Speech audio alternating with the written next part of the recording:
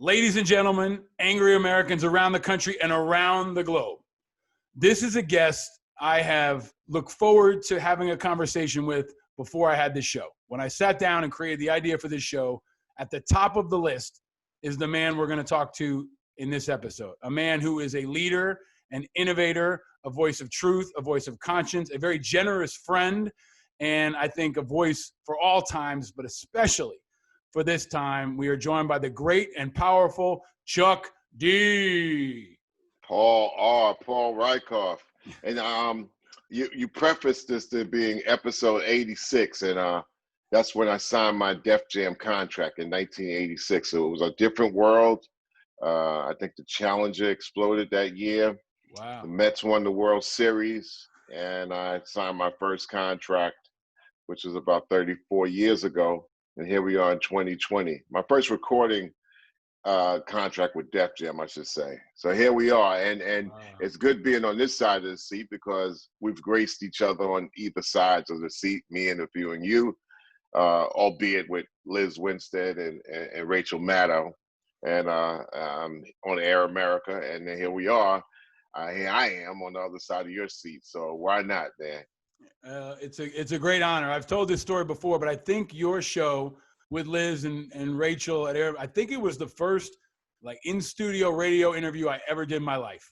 Really? I had just come in, was like doing my very first media tour in 2004. I was just back from Iraq, and somebody called me up and said, "Hey, you want to do Chuck D's radio show?" And I was like, "Is this a fucking joke? Is this real?" Yes. And I was like, "How many friends can I bring?" It was like, it was a real honor and a moment and something I always remember, especially because you were gracious, you were kind, you were so engaged. The whole crew was, but it also inspired me a lot, Chuck. I mean, you've inspired me throughout my career. You've been a great friend. You reviewed my book. You've been looking out for me in a lot of ways that I'm very, very grateful for. But, how it started really left an impression on me, and I want people to know that, and I want you to know how grateful I am for how it started with us. Oh, man, thank you. I mean, like I said, indirectly, you were Rachel's favorite, and you kept making returns. And I don't know how many times you've been on Rachel's show since he's been such a TV news superstar, but I always called her the Edward Murrow of what we were doing. I mean, the woman would put in 30 hours in a 24-hour day. I'm like, and research to the T on a radio show. So when she was a little bit kind of like, not apprehensive, but kind of like torn between being thrust right into the super spotlight on television and having to be seen every day. She was a little ambivalent about it, but then we've come into the time right now where people in 2020, as a show that's also visual as it is audible, people listen with their ears. I mean, they listen with their eyes a little bit too much. They're listening with their eyes, which means a lot of them are not really listening at all, because what they see, is what they respond to. So you could throw something out there that's far from the fact, and because people will see it, they'll go chase it like a bone. And but Rachel got into that high level media with the same aplomb, the same ethic that she did on radio and many times before in print journalism and also radio. So that was an added plus to her attributes. And I added the musical cultural side, and Liz added the entertaining comedic side, and that combination on Unfiltered, was really fantastically groundbreaking. And here we are. You have your show, people watch, but also people listen. But sometimes people watch more than listen. Sometimes people listen more than watch. But the people that's checking you out, they're doing both with equal antennas up. So I'm glad to be on, man. Well, it's really an honor, and you've inspired a lot of what I'm doing. When you guys were in that, it was in Midtown. I remember there were wires hanging out of the wall. You had all these characters coming through. I had Mick Foley, the wrestler, on a couple of weeks ago. He was in the hallways. Now you've got Mark Maron and Rachel and all. You had a senator in Al Franken. All these people kind of popping out of there doing different things. But talking about Maddow, because I think she's so important for these times. You're a great eye for talent. right? And you've supported so many people coming up when you saw them in the early days. Did you know, did you see that talent early on? Did you know she was going to be as big as she is now? Myself and Liz and people that actually brought Rachel in, they knew it from jump because of her work ethic. Her work ethic was 30 hours a day, like I said before, in a 24-hour day. After we would do the show, that's when, I mean, she would be in the office till like 8 or 9 at night, preparing for the next day. She was like Jordan in news, Yeah. And I used to always say, "Oh, there goes out Edward Murrow," But yeah, we knew that. I mean, without question. Without question. It's like when you see somebody and you see that ethic and you see that the skill that she also brought to the broadcasting table, it was like, oh, nothing could stop her.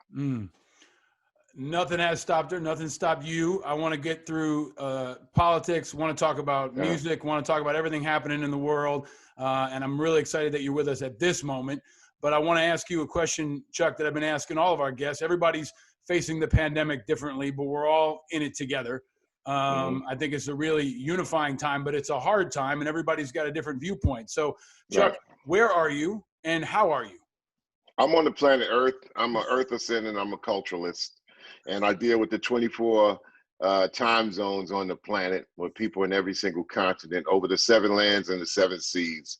And right now, in this day and time, what had just happened in the presidential transition in the United States that we're still going through, we hope that this is a one world. And I'm a full believer that there is one world that we're dealing with. We don't know any world hereafter. We don't know any world before. We don't know if we can, although Elon Musk is sending people now, in outer space, but, we don't know of any other place that we can inhabit that will actually give us the same quality of life that we have here on Earth. So we take care of this place, the one rock, and figure this place out before we just destroy it. And so when things come up like climate concerns and that the United States detached itself from the climate concerns or the countries convening in Paris, right there, it tells you that somebody's at least drunk at the wheel. And at least, so if somebody asleep at the wheel, you can kind of talk them and kind of pull the car over to the side of the road. When somebody's drunk at the wheel, depending on their drink and how intoxicated they get, it might be hard to wrest the wheel away, and that's what we're going through right about now. So, the politic at hand is concerned with figuring out how the United States could reattach itself to the planet instead of isolating itself away from the planet, which I think is always problematic when you have individual situations drift away from the planet and trying to get away from maybe sometimes the awkward, I would say the awkwardness of knowing that you have to convene and get along with a place where you're set up different or your cultures are different, your societies are different, and you got to kind of meet halfway to figure out, listen, we're all dealing with human beings. We're not handling human beings, you handle maybe pets, you handle machines maybe before they actually end up managing you, but you don't handle human beings, you deal with human beings. And I think that's the best way I think government should be. I'm a firm believer that governments, and I say governments with an S, plural, because it's not one government. It's just like it's 215 of them in the world. Governments could fall into being the cancer of civilization if they're not true, honest, and truly for maintaining this planet and its inhabitants. Culture likes to bring human beings together. Culture brings human beings together for our similarities and knocks the differences to the side. That's the beautiful thing of it being a communicable language of not just say, but also do. But when you get down to governments who like to slice people up, compartmentalize, categorize, divvy, rich, poor, whatever, and get that, it can lean into an area where it's just unfair. And like the great Dr. Martin Luther King Jr. said, he says, if that's the law and the doctrine that's printed and made up, we just wanted to follow the rules that it has on paper in real life.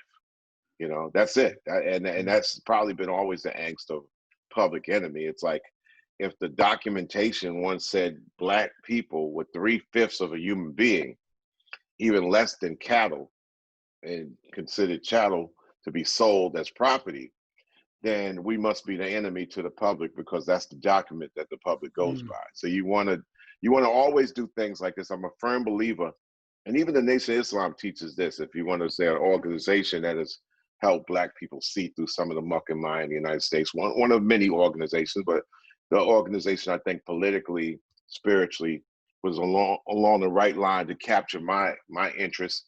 And they have a firm belief that wherever you're at in the world, abide by the law of the land where you live and reside. And if I said fight the power, obviously it's like, you know what? Learn the law, to engage in the law, to be within the law, to change the law. That's how you fight the law, to fight the power. But you can't, I mean, you might disagree with the law, but you gotta learn the law and engage in the law. And in order to wrestle and dance and even defeat the law if it's wrong, if it's unjust, you got to beat the law from the inside.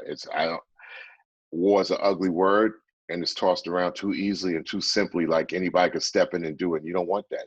It's too much of a resume and too much of a proof that it doesn't bode well for the planet. See, this is why I'm so happy you're here right now. You are a man of the globe. You are a man of tremendous experience. But I'm a man of the long-winded answer. That's okay too. That's another reason why podcasts are great. I got no Viagra commercials to throw to. We can go as long or as short as we want. But let me go back. So physically, you're grid square. You are on the West Coast somewhere right now. Is that right? No, not really. Okay. But I go you're in parts east, west, unknown. We'll say. Parts unknown. You're in an undisclosed location. That's what I've been saying for the last couple of months since everything went down. And it sounds like you're doing okay in the pandemic. I mean, you're processing a lot. You're doing hundreds of interviews. But how you doing? Yeah. Like as a person, how are you doing, man? Because I think how you're doing will help people understand and process all this madness. 125 interviews in 70 days. Public Enemy releases 15th album. What you going to do when the grid goes down? Which uses the platform of recording, not to sell records, but to ask everybody a question. Beware of government tricks, especially as we headed into November 3rd. Just be aware. Don't sleepily just vote without knowing what you're doing. Understand your local as much as, they try to make the presidential election a beauty pageant. What is not, it's really serious business. So, I've done 125 interviews in 70 days, but that includes that, there's about 75 countries in the mix too that I have to talk to. So I never talk to anybody asking me from a United States state of mind, because I know that, I'm talking to Nebraska, but I also be talking to, Auckland, New Zealand. And I gotta be able to look at it from a humanist worldview on everything I do, instead of saying, okay, man, there's something that's not going down in Southwest Arkansas that I'm not feeling. I mean, if you're talking to somebody from Pakistan, they're like, cool, but we got this thing over here. So I bypass governments with my discussion, because I say you want things to be right and just as much as possible to share this world. So I'm always in different coordinates, sir. And but I do more listening than talking. I really don't enjoy talking all the time. And now we're in the visual age where you have to be seen as much as heard, and sometimes seen talking, but that's what it is. So I know that I pick my points, and I understand that you're an owner to what you think, but you're a slave to what you say. So I don't know is a great lifeboat to get you out of waters that you can't swim in. So I mean, I'm doing well. I think musically and technically, I prepared for these waters 20 years ago, engaging myself on the internet. And Public Enemy is the first group in 1999 that released the album into cyberspace. Also knowing that it's twofold. One reason is that instead of me trying to sound like I was so smart, we knew that we had to go through a corporation in order to get to our fan base, who was a lot of the times the corporation wasn't in the country that we had our fan base. So the internet made the most sense. And it wasn't that, oh, I saw it coming, but the tree was leaning like this, because it's not like we're going to make Britney Spears records. We're not going to be pop icons and stuff like that. We're going to actually push a point of view that might be viewed as being outside the norm, radical in many cases, just to push that point. So we knew that getting directly with our folks had to come another way, as opposed to the old way of, no, you release a record, hope that MTV loves you, hope that BET plays it, hope that you ain't got to remove a logo for a video, and you got to play the politics of distribution, which it is what it is, whether you like it or not. And I just said, well, there's another world that's being created now. It's already created, and eventually the real estate of whatever you might believe will be planted and distributed in that world in 10, 15, maybe 20 years. And we planted those seeds in 1999. So with all this that has collapsed in the citizens world, we've seen citizens cross over into netizens without the understanding of the rules in the netizen world. It's crazy, because you have people who now will make a mistake in the netizen world, i.e. cyberspace, but pay a citizen's price for it, i.e. probably go to jail. So your physical pays a price for a world that used to be like kind of frivolous and kind of like half imaginary. Now it's a real world. Right. And we've seen the pandemic, for whatever way you want to believe it, or for better or worse, has crossed people by default into that world, whether they like it or not. Your netizen presence rivals your citizen's existence. Yeah. And this, you could kind of put things into that world that people will believe with their mind, bodies, and souls in their physical state. So there's all kinds of things. People are not net literate. People don't have net etiquette. There's a lot of things that are just raw that also they just pass through, with people saying, well, that's truth. But that makes it even more of it puts us in a sort of like a hazy situation, because what is truth? The thing about reading a book is that it freezes you to the time of when you want to read it and then comprehend it, and then apply it or process it. In the cyber world of digital, it can disappear. Like a 3-card Monte game. First, now you see it, you think you understand it, now you don't. And the thing that we used to say years ago is really applying now.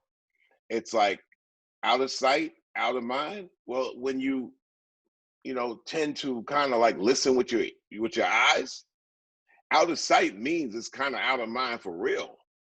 So you can manipulate the truth to a lot of people, especially if it comes over a wide band of hundreds and thousands, sometimes millions, which is what's happening now all over the place. Why I think you and Public Enemy and your audience are kind of built for this moment. I said that in the intro, but I really think it's true.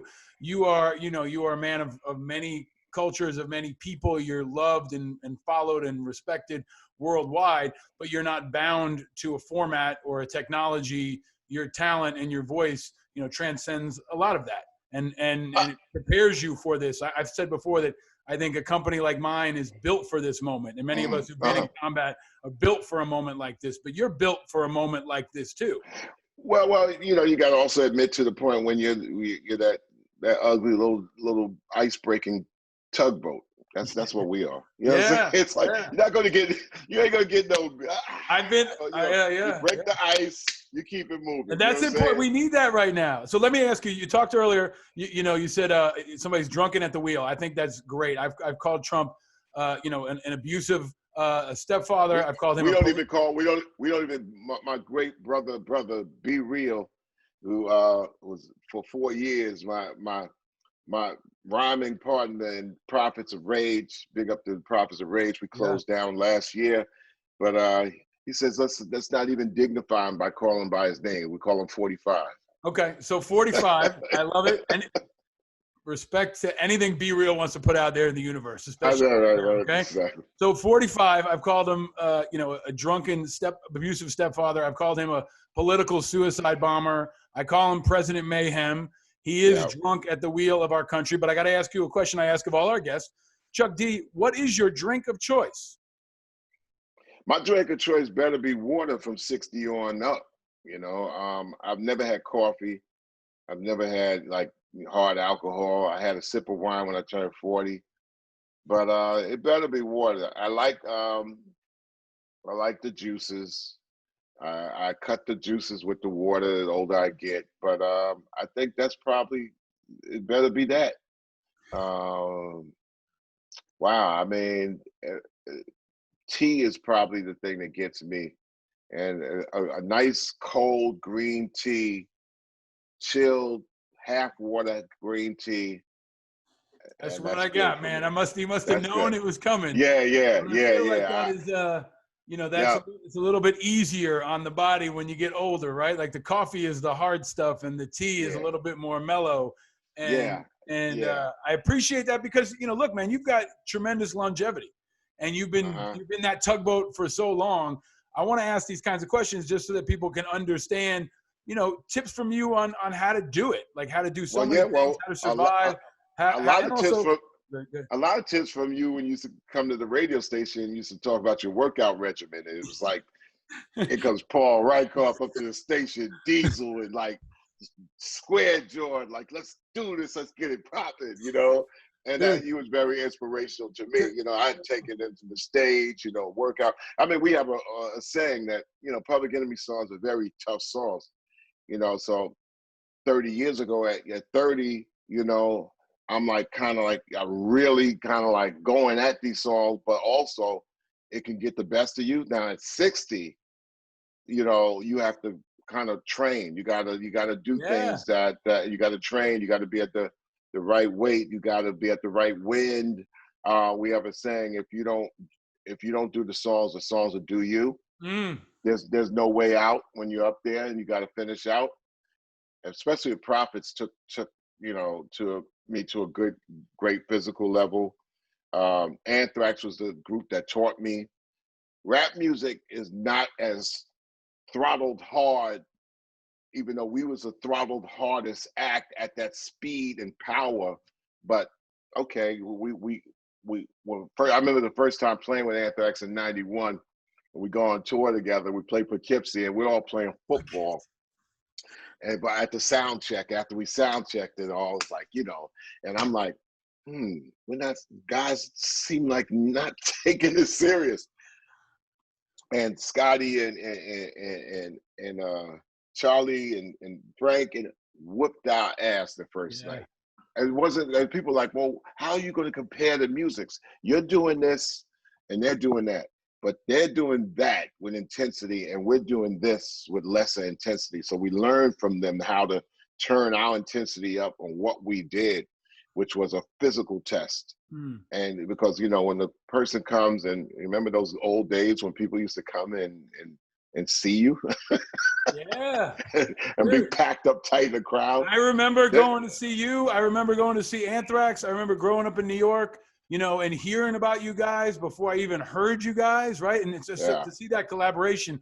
I remember that collaboration. And for me, it was like different worlds coming together that were so powerful and so important, especially growing up in the tri-state area, right? Because I remember talking to a kid once who told me he saw Anthrax through like a hole in the wall when they were practicing once.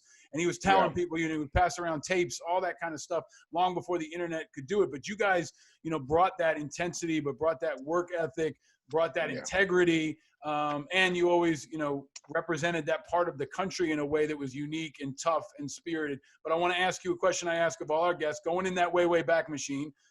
When you were growing up, I guess on Long Island, right, or wherever this point came, Chuck D, what was your first car? My first car was a 60. Well, my first car was a Chevelle. I never got it off the road. It was a 68 Chevelle. My first car I drove was a 68 Le Mans that I put a 69 grill on myself. So you would look at the front and be like, whoa, this is 69. But the back was a 68. And back then in the days, you had to do it yourself. You had to, if you had what you call a transmission leak.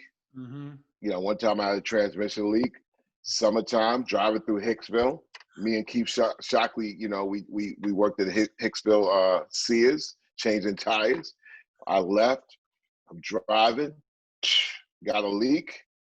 I'm like, went under the car, took tar off of the road and patched up the bottom of the tranny. And it worked for like 2 months, man. I patched it up. And, so you had to do that physically with your hair. I think it was the last era, the last generation of do-it-yourself teenagers or 20-year-olds before, you had to get, services to fix your vehicle, and where everybody now is inclined to pressing a button and getting the service. Back then, you had to do a lot of things yourself, because during R&B, what R&B is? Reagan and Bush. Black folks, they had no money, and we was definitely at the top of the list having no money. So you had to be resourceful. So that's what we were. So what color, that's the first car. What color was the Le Mans? Blue. Yeah, what kind of navy blue? Navy blue, bro. Navy blue. Oh, navy blue. Blue. It was dope.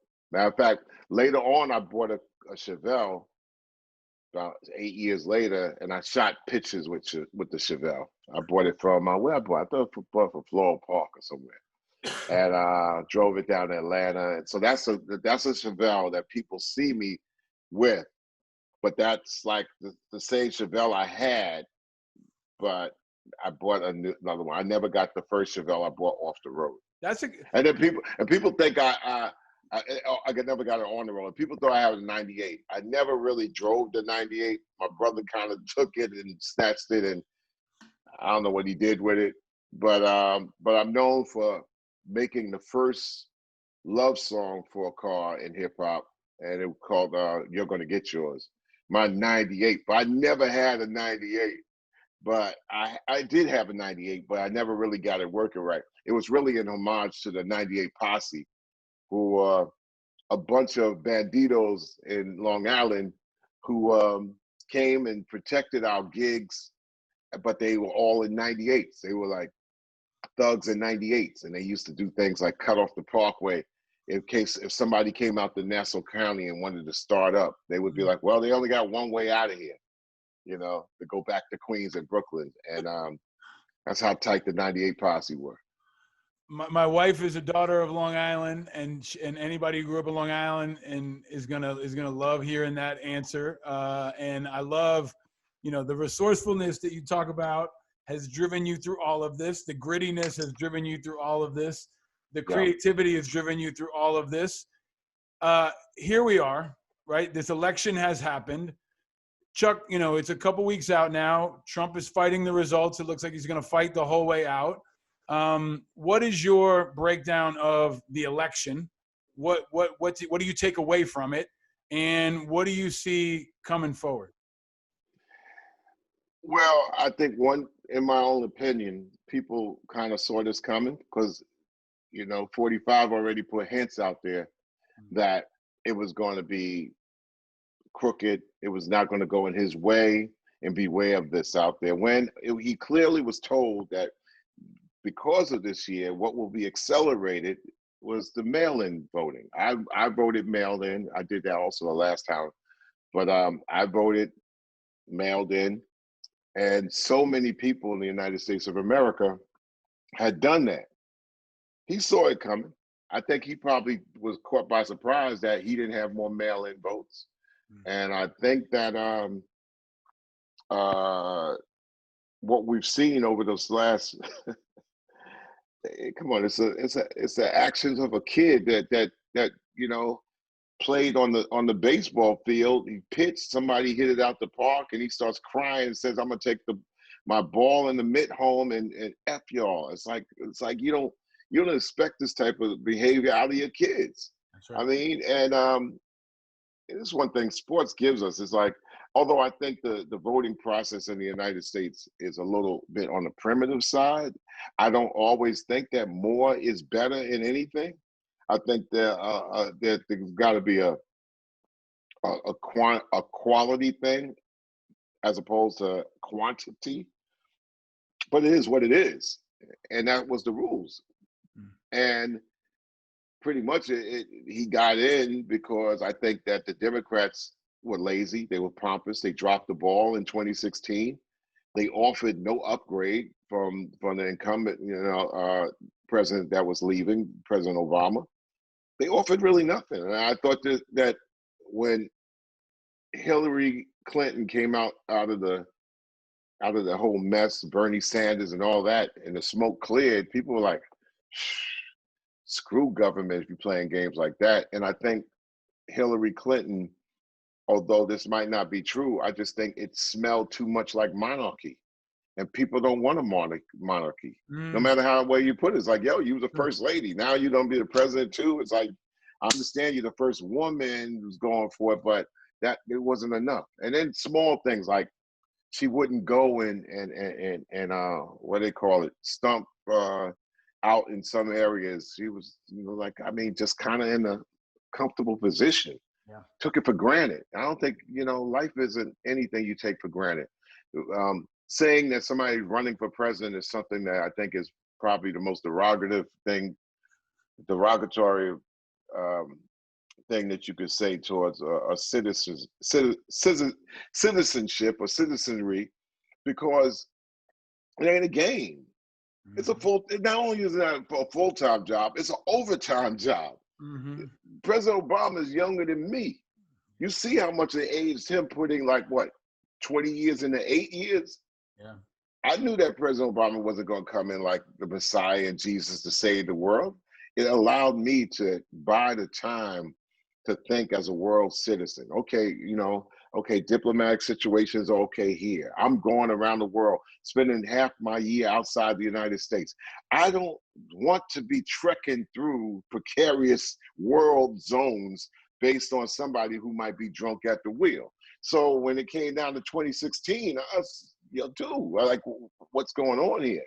Because it affected, and I'm not saying it's about me personally, but it affected my way of world thinking, world life. It affected me in a whole bunch of different ways. So I just thought that when you see celebrities think that I'm gonna do the job and just raise their hand because they're famous or infamous, it's the worst thing you can have, man. Because I shouldn't even name the celebrities that said they was going to run for president, but are you kidding me?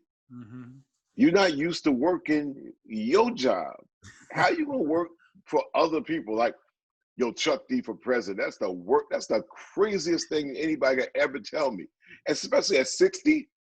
How about I don't want to. There's no way. How about Chuck D for mayor? Maybe we need a new mayor, Chuck. We need hell to the no, Paul. I'm like this, man. I'm in music and culture for a reason. I wouldn't mind being a cultural ambassador because that's what I believe in, man. That's what I believe in. Quincy Jones been trying to become a cultural ambassador. That would be great for like 40 years, and they don't get it. But I'm not to cut you off, Paul. It's like that you have to take something like that serious, because when you go into you have to be a servant of the people 24 hours a day, man. It ain't for 4 years, man, or 2 years. Man, it ain't a thing like, oh yeah, I just want to be that because I want to be the most watched, most powerful person in the region. That's the craziest thing I've ever heard. I totally disagree with any celebrity being in public office. I totally disagree with high office officials being over 65 years old. Chuck, you kind of touched on it, and I don't know the answer to this. A lot of folks who listen to this show are independent, unaffiliated. I talked a lot about how important independents are, how a lot of young people especially are rejecting both parties. They want more options. They can order 9,000 things on Amazon, but they only have 2 parties on the ballot. What's your opinion? Are you a Democrat, and what do you think about, or are you something else? How do you classify yourself? And what are your thoughts on third-party options, other options beyond the 2 that we have right now with the Republicans and the Democrats? Well, I call myself a eartherson and number one, that tells you I'm not a citizen of no one place. Yeah. And I call myself a culturalist. Out of those two self definitions, I'm able to look at, like, for example, what does voting mean to me if I'm living in the United States? Well, I better understand if I pull my truck out of my driveway and hit a pothole, where do I go to first? Do I go to Chris Paul State Farm commercials, or do I go to figure out how the town got to fix this pothole in the street? So local always means like, okay, who's running the school board? All this money went to the school board. So what's the process here out of maybe my nephew or my kids are grown now, but who paid for that? How was that processed and all that? Why is this so hidden? So that always got me early on before you even, and it's a climb up. It's a climb up to be able to comprehend and understand after the climb the presidential beauty pageant of the United States. But if you don't understand the local, you got problems. And that's what made this year different, Paul. Young people marched on their local in protest of police brutality, especially after the George Floyd murder. And they pretty much like, all right, stay inside. All right. They know they got the governing order from their state and local officials to stay in their homes, or they will be, kind of visited or dealt with or whatever. Mm. So when that happened, they marched directly in their domain. They marched in their domain, pulling down statues eventually. And it shows, like when 45 said, look, I'm going to give out 10-year sentences if you pull down another statue, government executive order, no matter how derogatory it might have been. That just showed people like, whoa. But really it showed everybody around the world that young people immediately young energy, I should say, protested in their local environments. Everybody didn't go to DC. You can't probably all get to DC because of many of the restrictions. So they went in their local and they made a statement that hey, y'all got to kind of change up, reform.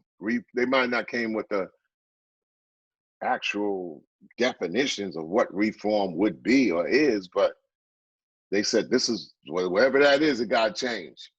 So Chuck, they came with this anger, righteous anger. We talk about this show is called Angry Americans because we say, right, you're not angry, you're not paying attention. And in many ways, you kind of embody this because you express the anger, but you also turn it into positive impact, right? You're channeling that into positivity, into forward movement, into, I think, culture and making the world a better place. And that's the spirit of what we're exploring on this show a lot. But it's also this foundational spirit of America, whether it was George Washington or Martin Luther King or Harvey Milk, right? Generations of Americans who were angry and turned it into something. So the question I've been dying to ask you, maybe more than any other guest we've ever had on this show, Chuck D, what makes you angry? Well, you should feel selfless, knowing that if you see something that's unjust done to somebody else, you should be kind of upset about that. So when somebody tosses it back to you, oh, you should be so happy and privileged. But at the same time, somebody right next to me is suffering and you can't recognize that. You don't have no empathy for that. That should make you angry that somebody says you should be an individual, be happy about your privilege and be quiet because this is what's going down. So that has always made me upset when you saw the stifling of voices and spirits, and then people kind of looking the other way because it wasn't them, And I think it all comes out in the wash, man. We all living on this world together, man. I mean, maybe those 4 astronauts that went up in SpaceX ain't right on the planet right now, but the gravity's still holding them in. So that's what I'm saying. Yeah. Can you talk about that, Chuck? I think it's been inspiring, and I get your tracking on it. I've been, showing my boys that all the time. I mean, what's your take on the SpaceX, on the rockets, on all of this exploration that's happening up there right now, while we're, in many ways smacking each other around down here? Science is one thing, commerce is another thing. And I think it's a combination of what they call it, what the old Thomas Dolby record. I'm going back and dating my 20s. It's like she blinded me with science. Yeah. But instead of the S's, you got the dollar sign, sign over there. And I just think that, hey, listen, man, if you don't take care of what you got, man, how you going up there clamor for more? It's like we got a buffet society. You know what the buffet society is that the buffets out there, people already chewing, but they're going up to, it's like you got food in your mouth, man. This is chewing and swallowing all. You're back at the buffet line because you want more and more and more. I don't know if that tapped into a human glitch or not, but I'm saying that taking care of this planet has to be a priority. And governments have to convene to understand that that's the priority, even if they have differences. Testosterone is a ugly chemical drug. So, and what we've seen is much of the world has been corrupted by testosterone. So I really feel that a future world, the numbers and women in administration and governing positions have to kind of even out. I mean, if somebody had to say what white supremacy is in the United States of America, yes, the old white guy who usually makes the final decision. And that's where we kind of get right back into those old troubles again. Not to say that that there should be no qualifications, but there should be at least some kind of order to be able to learn what the rules are before you get up into that game. And we've known that the rules have always been some keep away, or the opportunities have been kept away. So going and looking for another place into outer space, there's a certain reason why the unknown is the unknown. And I think you could scratch at it, but really when it comes down to it, the universe as we see it from the floor right here is a violent place as much as it looks beautiful. And it's a violent universe, bro. As much as we can understand or comprehend all that. So that's what science, at least if you want to call it a true thing, when you look into those heavens, these places are apart and got its own thing going on that we can't even imagine. Take care where you're at, man, and the span that you got. It seems like a simple thing, right? It seems like a simple thing. I'm glad I asked you that. I mean, we can't get you to run for mayor, but maybe we can get a campaign to have Elon Musk send you up when they start sending civilians up, because that would be I would be okay with you being a cultural ambassador to the universe, man. That would be a good role for you. We are. Listen. We all will become part of the universe when we go and transition out of this existence, because everybody going to die. You just want people. If you're in this existence, then treat this as best as you can, or treat this existence of whatever we might think it is as best as you can, because everybody going on to wherever we can't understand anyway. So we don't know what that is. So that's a good way to ambassador people while we're all living, to treat this pretty good, right? Because we're ushering everybody into the next realm anyway. So before we usher people into that realm, I got to ask you real quick to break down for me Biden and Harris. Give me, like, you're a great sports fan, right? And if we get a second to talk about sports, I know you're tracking on the draft. I know you're closely watching all that's happening in sports. But just if you were to break them down as political athletes, right? Right. Joe Biden, Kamala Harris, what do you see? Joe Biden is that 37-year-old center with shaky knees, but he reminded me of like a guy like Arvydas Sabonis back with the Portland Trailblazers, who was way past his prime. He's 7'3", and when he looked up against a young super jock like Shaquille O'Neal, he says, "Listen, I'm this guy's size, but I'm not this guy's physical superiority. I can't jump. I can't run anymore. My knees are wobbly, but give me the ball backdoor pass. I'm going to throw passes that a lot of people won't be able to see." Now, I got this person who's a blue chipper named Kamala Harris. And they don't know, they're going to kind of underplay her abilities to actually penetrate, shoot from the outside, score, but all that. But she's got to grow into this game with my protection. Because if I'm out of the game, she can't get those backdoor passes because everybody's going to throw transmitted passes that are going to get picked up and the opposition is going to be on smash. I do firmly believe that Kamala Harris will probably be necessary to assume the presidency of the United States. But I think the presidency of the United States needs an energy that needs to be times two. And I didn't see that from anybody else. Of course, I see it from a lot of people who might be like 55 and under.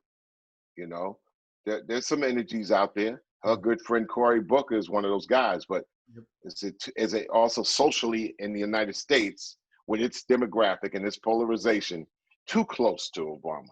Matter of fact, they're like saying if Kamala Harris was a male, that's too close to Obama. So it's the looking the other way of USAers. And the reason I don't say USAers, I don't call them Americans. You know why? Because all of this is America. North, Central, South, and the Caribbean is all America. So you talking to somebody from Chile, they're American, they're South Americans. So I don't get lazy with that term. United States of Americans are one country inside the Americas that necessarily could lead with better example and better standards on how this hemisphere could be better instead of trying to go by the Teddy Roosevelt 125 years ago, bully him with a big stick. But that's my own opinion. But I do think that for the longest period of time, not only have we seen polarization, but we've seen a United States that definitely wasn't united. It says it hadn't been united for a long time. Instead, it's united when, like, if I committed a crime in one state and I try to get to another state, then they're going to unite. But if we're trying to build and do the right thing, they start filibustering, arguing, and yelling at each other, and nothing gets done. But if you commit crime in one, what you have is the Fraternal Order of Police. All of a sudden, even if they have their differences, they connect and they unite as a union force. So that's respected to a certain degree because you need policing of society, but you don't need policing of society and its different favoritisms. Like, yeah, they're policing, but they're policing property owners and property more than the people that's living there or people that's renting. Those human beings mean nothing to them. Matter of fact, they're not even human. They're concerned about the building. That's what people don't like. It's like, listen, my father would tell me clearly growing up in Harlem. He said, back then, yeah, police would go upside your head if you tested them. They give you warning. They knew your family. They knew your name. They walked the beat. Yes, it was Harlem. They could walk the beat. But today, my dad passed in 2016. He was like, yeah, but this thing that's going on lately, meaning the last 30 years where you talk to me, like, he's like, they're not policing the beat. They're going around in tanks. Right. On surveillance. They're on a mission when they're coming from the outside, policing an area full of renters and people they don't view as family. When you don't view someone as family, right there, it turns into an adversarial type of situation. If me and you, we rolling together, and I know that your kids or my kids could be family too, and I think nothing about it, man, then all of a sudden it's like we can't. We all can as human beings. We all can as a human race. But that has been split up, divided, conquered by not only the governments, but also all the religious factions that also form governments or actually come up out of that as well. Despite all that, Chuck, you're still bringing people together. Your new work is bringing people together. Your energy brings people together. And we are in search of inspiration and positivity, I think, especially in times like this. So I want to ask you a question I ask of all of our guests. Chuck D, what makes you happy? Oh, what makes me happy? Art and music. Yeah. I've their art has been therapy for me right throughout my life. When my dad passed in 2016, I once again found the artistic side of me and drawing and painting that I had my first 25 years of my life. And then I did 30 years of music, full blast. I still have infused my art into my music. It's the same brain. But then when he passed, I kind of revisited that full steam when now the music is the underlying um, thing underneath that. So that makes me personally happy. I could drift into my own world.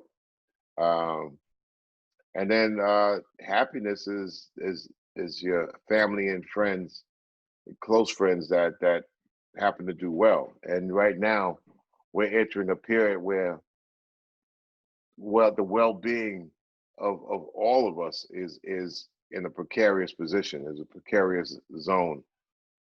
So you should also have empathy for everybody, even some of the worst haters out there. You know, it's all right to hear you say, damn, man, that's where you at. I feel sorry for you. Mm. I hope that gets fixed. I hope somebody could do that. Hope you get love somewhere, man. See, but mental illness now in the digital age is a real thing because now it comes is channeled through a device that or a gadget that's attached to your hip and head. Mm.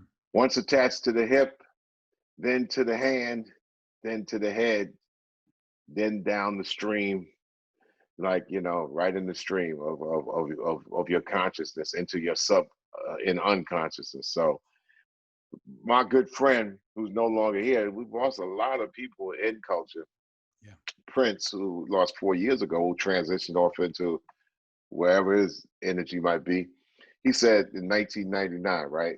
He says, Chuck, man, we got to be able to manage these gadgets because if you don't manage them, they'll master you. Mm-hmm. And AI ain't gonna get dumber, bro. And our level of intelligence and intellect can only come up to a certain point. So we only collectively can kind of like stave off AI from really, spinning its yarn. So I'm not giving no apocalyptic battles like AI versus human beings, but individually, you're not going to conquer the machinery of what's to come.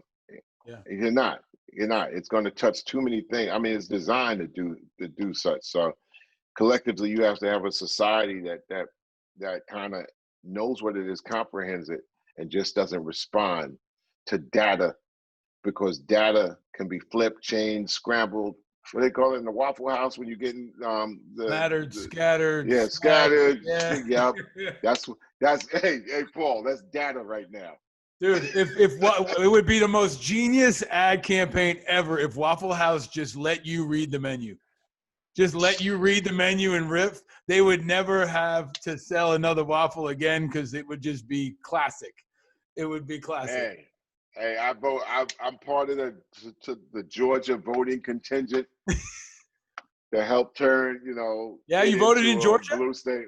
Yes, I voted in Georgia. I Excellent. voted in Georgia. I voted in the county, man. That's so red, man. That there's not anybody else running against them.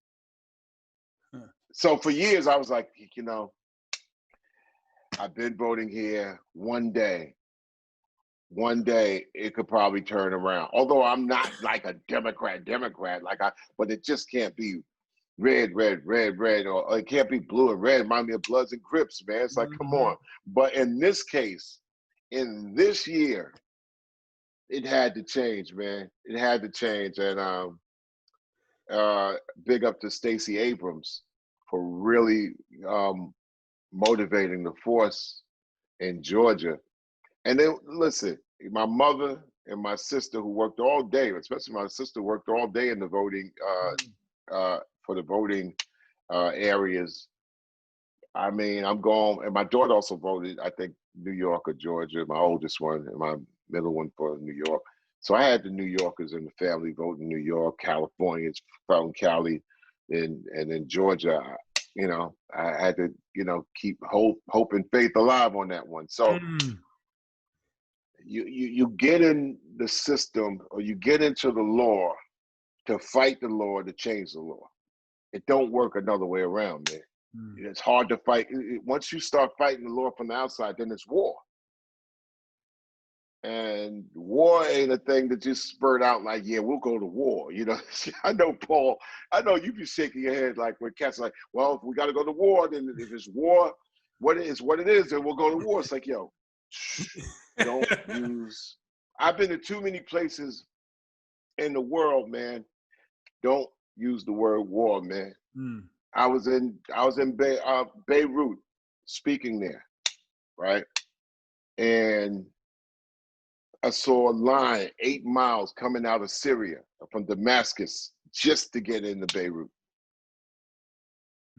8 miles, talking to cats like, yo, man, Chuck, all the people talk, rappers from Syria, like cats talking about war, man. Yo, man, my whole everything is reduced to rubble. They don't know what it's like to pick food out of rubble to feed your surviving child. It's just like, yo, man, war ain't like we're going to go to war, then we're going to go back to the crib and then watch American Idol because the streets is tough, son. The streets is hard. No, you could leave the streets and go back and get that grilled cheese sandwich and then, you know, take a piss, take a shit, or whatever, man. War is on 26 hours a day, man. Yep. So you got to negotiate taking a shit, piss, or what the hell. Yep. So don't talk war because you don't know nothing about it. Or talking to the people on my trips to Africa, Liberian refugees walking from Liberia through Cote d'Ivoire to get to Ghana because they can't plant in Cote d'Ivoire. Ivory Coast is French speaking. They speak in English from walking from Monrovia, right? Besieged by civil war, walking across a country to get to a country to just be able to be refugees there because Ghana was accepted. Don't bring up war to them, man. Yo, man, it's tough in the streets, man, here in Camden, man, New Jersey. So we going to war, man. It's like, no, you go into local conflict and hopefully you have resolution. You're not going to war, dog. That's perspective. That's perspective. If I had to go to war, you're a guy I'd go to war with. But now that we're waging peace, I'm honored to be doing it even in your orbit. And your orbit is a powerful and inspiring place. It always has been. It always will be. I want to just give you a small token of my appreciation. I wish we could do this in person. We can't do that. Hopefully we'll do it at some point soon. But I have to present you some gifts virtually. So peacetime, the Angry American t-shirt is coming your way.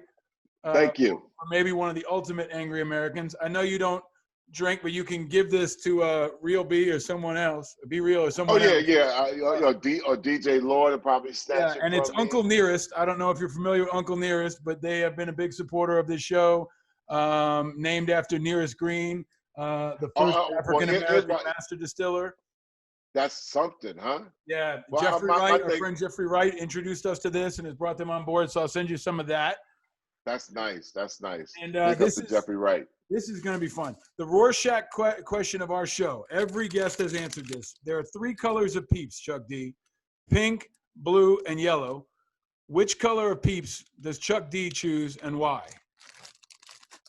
I like blue because of blue skies. I love a blue sky, man. And not just because it's in the Knicks uniform. No, the Knicks uniform is dark navy blue. Yeah. Can you coach the Knicks? Can you fix the Knicks while you're fixing the world and while you're fixing the world and the universe and music? Can you maybe get in there and fix the Knicks a little bit too?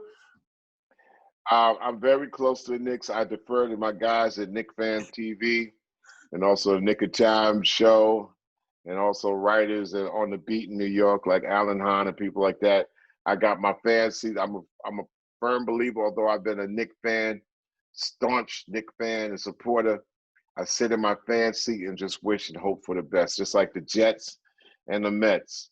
And I just ain't gonna change my team and just hope they get for the better. But the Knicks had a great draft, and I just think that they're in the right direction because they're bringing some wisdom to coaching.